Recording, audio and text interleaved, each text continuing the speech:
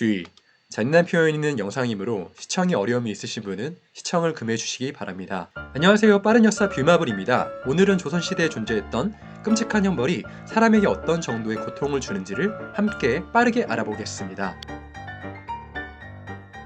첫 번째는 장형입니다. 장형은 태형의 한 일종이며 작게는 회초리에서 크게는 더 굵은 몽동이를 이용하였는데 그중 곤장을 이용한 곤장형은 태형 중에서 가장 고통이 심하고 위험한 형벌이었습니다.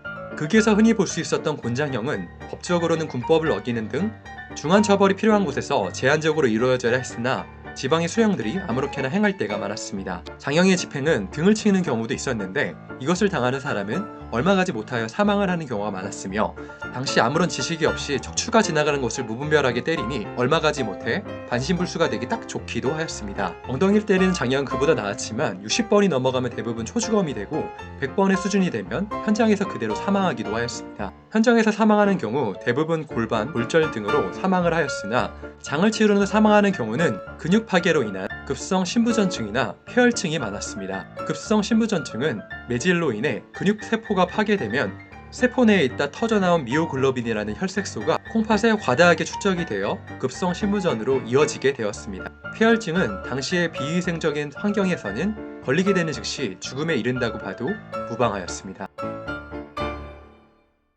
주리를 트는 모습 역시 사극이나 드라마에서 많이 보아왔었지요. 주리를 틀 때는 우선 양다리를 묶은 뒤에 다리 사이에 사람 팔뚝 크기 정도의 막대기를 2개를 끼우고 양쪽으로 비틀어 정강이를 비틀게 됩니다.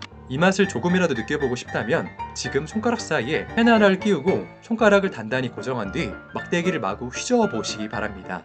다만 너무 오래 하지는 마세요. 손가락을 이후로는 못 쓰게 될지도 모르니까요. 이 주리틀기는 명나라에서 전래되어 문초를 할 때 캐먹기 위한 고문 방법인데 조선에 오며 더 업그레이드되어 시행되었습니다. 조선에서는 삼각봉으로 주리틀기를 하였는데 이 형을 당하면 근육은 물론 뼈까지 상하게 되어 안진뱅이가 되는 것은 십상이었습니다. 주리는 기본적으로 질의 원리를 이용하기 때문에 집행자는 적은 힘을 들이지만 누르는 힘의 5배의 힘이 허벅지에 걸리기 때문에 주리로 조여지는 부분의 하중은 어마어마하게 됩니다. 형을 당하는 사람은 엄청난 고통에 기절을 하는 것은 부지기수였으며 다리뼈가 살을 뚫고 나와 과다출혈로 죽는 사람도 왕왕 있을 정도였습니다.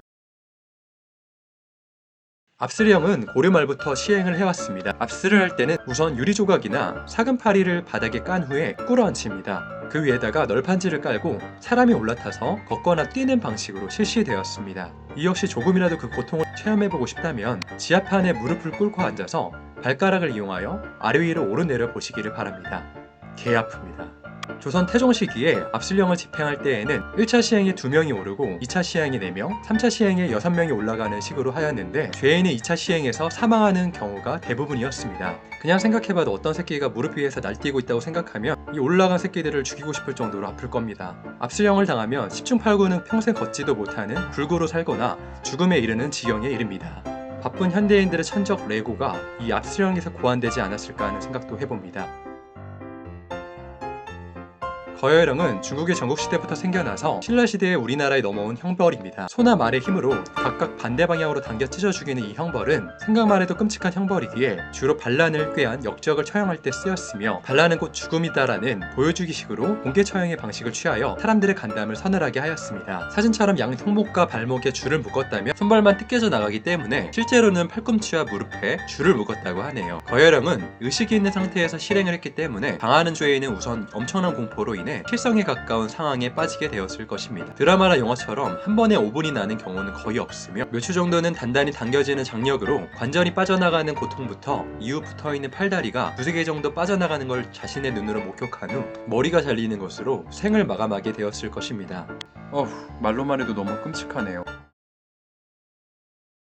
마지막은 역사상 제일 잔인하기로 둘째가람스러운 능지처참, 즉 능지형입니다. 이 형은 사형의 형태 중에서도 폐륜이나 반역죄 등 1급 중죄인에 실시하는 가장 무거운 형벌이었습니다. 이 형 역시 중국에서 넘어온 형벌입니다. 능지형을 집행할 때는 다음 2가지를 목표로 하게 됩니다. 첫째, 형이 집행되는 동안 사형수는 최대한 오래 살아있어야 한다. 둘째, 최소 1000번 이상으로 최대한 많은 횟수로 살을 발라내야 한다. 사형수가 고통으로 먼저 사망하지 않도록 집행 시에 치사량이 조금 미치지 않는 아편을 복용하게 합니다. 상수가 혀를 깨물어 자살을 할 수 있으므로 나무공을 입에 물립니다. 그 다음은 죄인을 십자가 모양의 형틀에 묶어서 면도칼처럼 생긴 얇은 도검으로 사형수의 온몸을 회를 뜨듯 발라내는 것이 일방적인 집행 방법이었습니다. 집행 기간은 대개 2박 3일 정도 걸리는 게 보통이었습니다. 형이 집행될 때는 많은 사람들이 모여들었는데 심지어는 이를 보고자 도시락까지 싸들고 와서 구경하는 사람도 있었다고 합니다. 집행자는 사람들이 모여들면 사람들이 외치는 부위를 자르는 쇼매시까지 보였다고 하니 참 사람은 어디까지 잔인해지는지 모르겠습니다. 다행히 조선에서는 대부분 목숨이 끊어진 상태에서 능지형을 실시했다고 하지만 역사상 능지를 당한 사람들의 이름은 실제로 전당에 기록이 남아서 사람들의 입에 오르내리고 있습니다.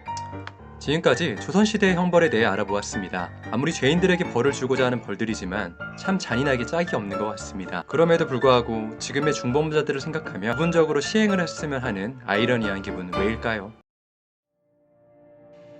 앞으로도 알면 알수록 흥미로운 인류의 역사를 빠르게 알아보는 빠른 역사 시리즈로 찾아오겠습니다. 구독과 좋아요는 제작에 큰 힘이 됩니다. 감사합니다.